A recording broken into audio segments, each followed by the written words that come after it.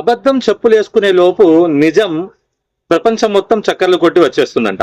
అలానే సామాజిక మాధ్యమాల్లో ఎంత చేసినా ఫ్యాక్ట్ చెక్ అంటూ మనం సమ్మాన్ ఎన్జిఓ అడ్వకేట్ సాదిక్ షేక్ వీడియోల ద్వారా చైతన్యం చేసే ప్రయత్నం చేసినా ఎంత ఫేక్ పోస్టులని ఫేక్ స్టోరీలు జోడిస్తూ వైరల్ చేస్తున్నారంటే, మీరు ఇప్పుడు గమనిస్తే జార్ఖండ్ ఏదైతే assistant registrar cooperative department Mithali Sharma 8 నెలలుగా డ్యూటీ చేస్తూ ఒక 20,000 తను ఏసీబీ అధికారులకు లంచం తీసుకుంటూ చిక్కుంది.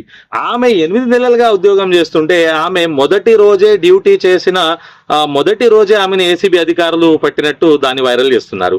ఒకటి. రెండోదేమో మనం గమనిస్తే 2016 ఒక డెడ్ బాడీని ఇద్దరు రైల్వే స్వీపర్స్ కాళ్ళు చేతులు విరగొట్టి ట్రాన్స్పోర్ట్ చేసిన విషయం చూసాం. దాన్ని కూడా తన భర్త బీజేపీ ప్రభుత్వం అంబులెన్స్ సప్లై చేయడం వల్ల కాళ్ళు చేతులు విరగొట్టి మూటగట్టి తీసుకెళ్లాడని చెప్పి దాన్ని బీజేపీ ఆర్ఎస్ఎస్ అలా వైరల్ చేసుకుంటూ ఉన్నారు. అప్పుడు మాత్రం అధికారంలో ఉన్నది 2016లో బీజేడీ నవీన్ పట్నాయక్ ప్రభుత్వం అధికారంలో ఉంది.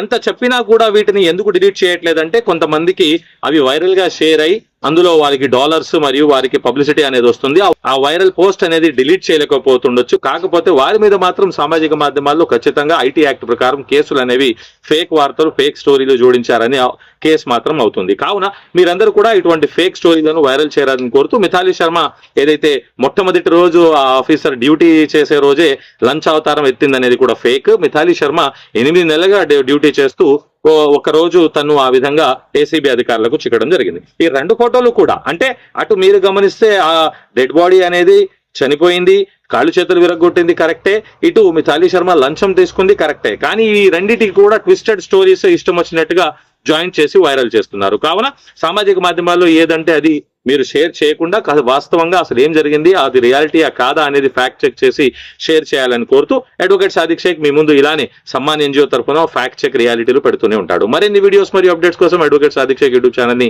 లైక్, షేర్, సబ్స్క్రైబ్ చేయాల్సిందిగా కోరుతున్నాను. Thank you.